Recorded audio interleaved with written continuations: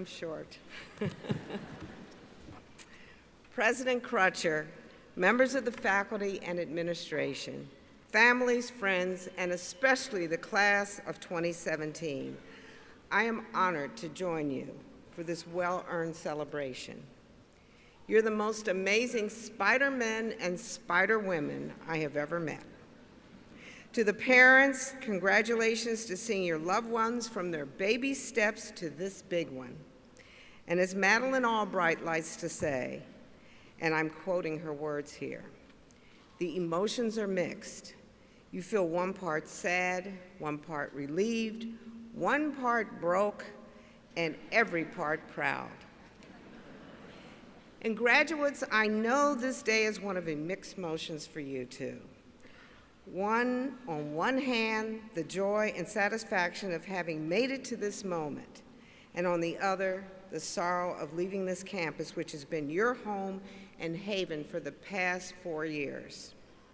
Along with your laptops, posters, and lamps, you've packed up a host of memories. From first-year seminars to senior papers, from studying in Boatwright Library to enjoying downtown Richmond, from investiture and proclamation night and last night's very moving candlelight ceremony, from cheering your teams and to eating cricket chips on National Spider Day. That part I don't get. All those experiences will serve you well as you start this exciting new chapter. And there's something else you've been part of here, whether you realize it or not. This university has undergone real change in a relatively short time. My husband remembers when he was in college, his band performed at a Richmond fraternity. Yet they weren't allowed to spend time on campus. They could play, but he couldn't stay. For years, people of color were treated as other in ways both indirect and overt. But just look at you now. During your time at Richmond, an African American has become the university president.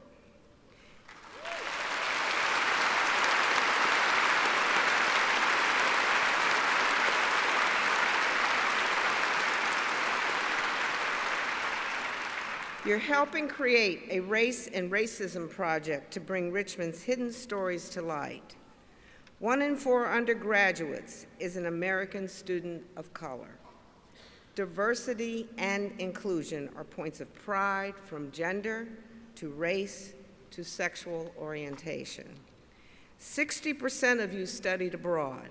Your outlook is truly international. Class of 2017, you have helped this university redefine itself for new times. And I am confident you will help redefine our world for the better too. I say that because as Richmond graduates, you've developed a web of talents, intellectual agility, and habits of behavior that will serve you for the rest of your lives. First, your time here has nourished what psychologists call a growth mindset. A growth mindset is when you view your abilities as fluid instead of fixed. You know that if you reach and stretch and practice, you can improve. You can acquire new skills. You can build new muscles, and you can develop new insights and talent.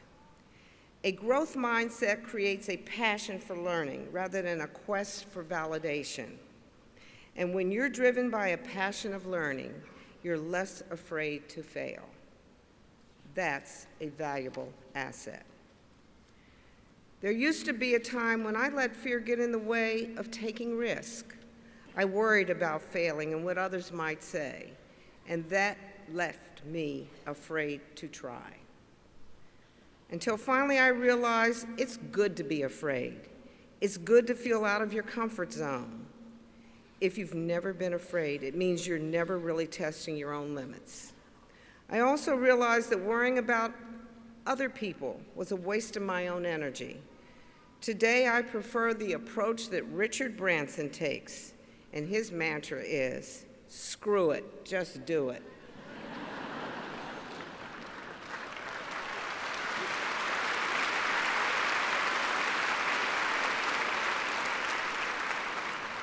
And there will always be people who are dying to tell you why you shouldn't dare try something new. They'll claim you're too young, or too old, or too green, or too different to succeed. My advice is to put all those voices on mute and follow your passion. Never limit yourself to what others may think or say about you. Have patience and believe in yourself and learn to love your journey. Because whatever might happen, even if the worst happens, you are strong enough to survive it. On John F. Kennedy's 100th birthday, Caroline Kennedy Schlossberg's son Jack quoted his grandfather, "Our greatest challenges are our greatest opportunities."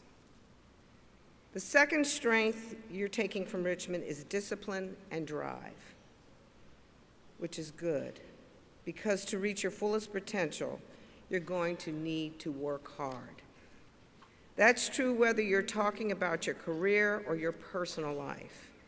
There are no shortcuts. You've got to put in the time, and no one else can do it for you. And you won't get ahead just by punching the clock, just by meeting the basic requirements. You have to keep asking yourself, how can I improve? How can I exceed expectations? And how can I help those around me? How can I make a difference for others? As an employer, I'll tell you, I meet lots of talented young people, but talent only gets so far. What really counts is your attitude, enthusiasm, and desire. Employers want people who are curious and committed, people who are keen to contribute. Those are the qualities that really stand out, because those qualities come from within. The third strength follows naturally from here, and I'll call it engagement. By that I mean looking beyond yourself and reaching out to those in need. You're entering a world of enormous opportunity and also staggering challenges. From political volatility to public health, inequality to regional instability, humanitarian crisis to climate change. Just reading the morning headlines can be harrowing. And sometimes the challenges seem so great that it's easier to simply just turn away, shrug your shoulders, throw up your hands, and leave them for someone else to solve. Frankly, that's what us older generations have done for far too long. But as Richmond graduates, you've already shown you are determined to live lives of purpose. You've looked for ways to grow as leaders and to play an active role in society. You understand that problem solving must be more than an academic exercise. And you found many ways to give back to your community, even as you pursued your degrees, from Build It to the Richmond Families Initiative, to Pathways to a College Experience, and more. And that leads to your fourth strength as spiders, your optimistic outlook. You've seen in your time here that transformation is possible, which means you know things can be better than they are. When people believe things can be better, they start looking for ways to drive progress. It becomes a self-sustaining cycle of what a wise man once called hope and change. That faith in possibility is also a reserve you can draw on in dark times.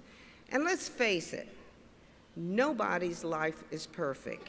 Everyone hits roadblocks and heartbreaks.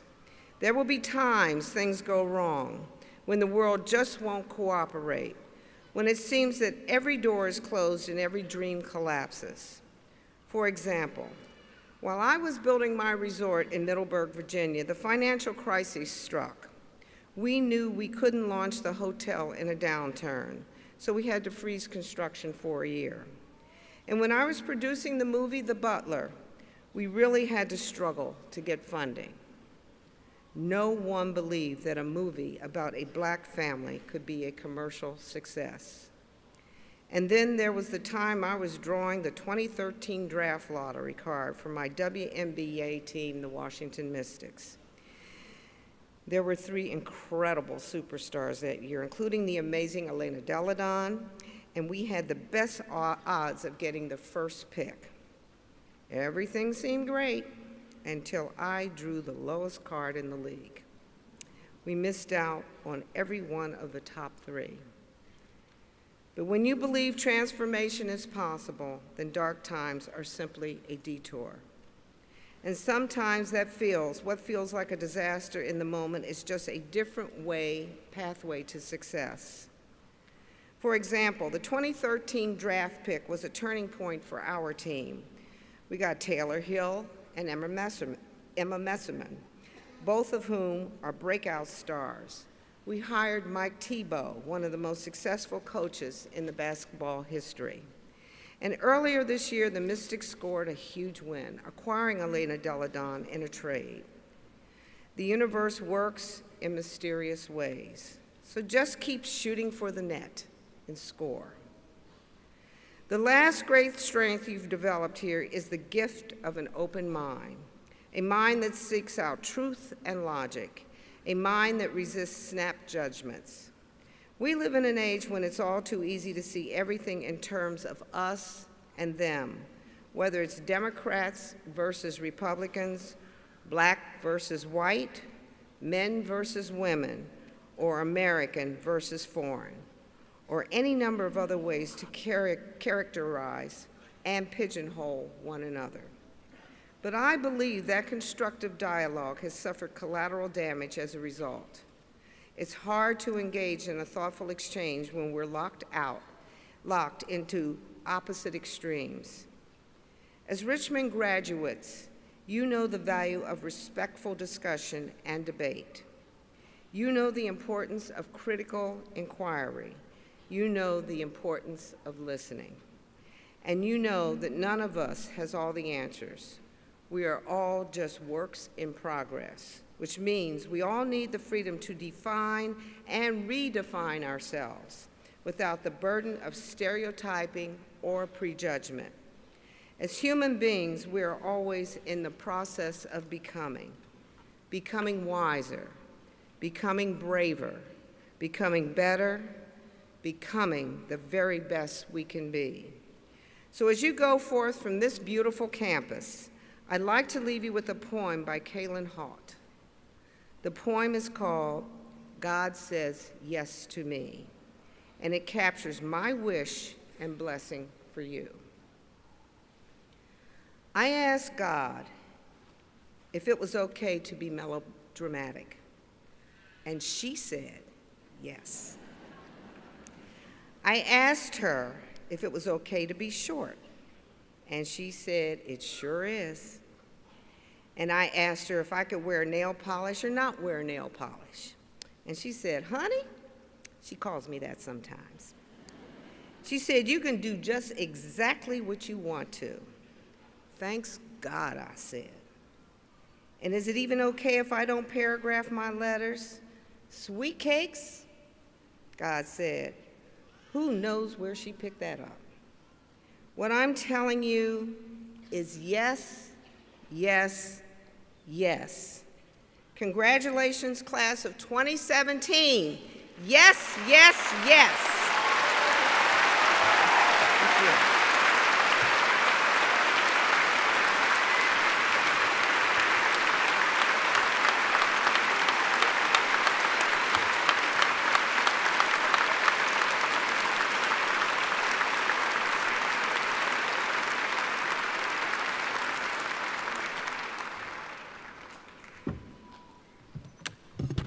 Thank you, Sheila, for your thoughtful and inspiring address. I'd now like to invite Interim Provost Sandra Peart to join me at the podium. Now, Sheila, would you please rejoin us?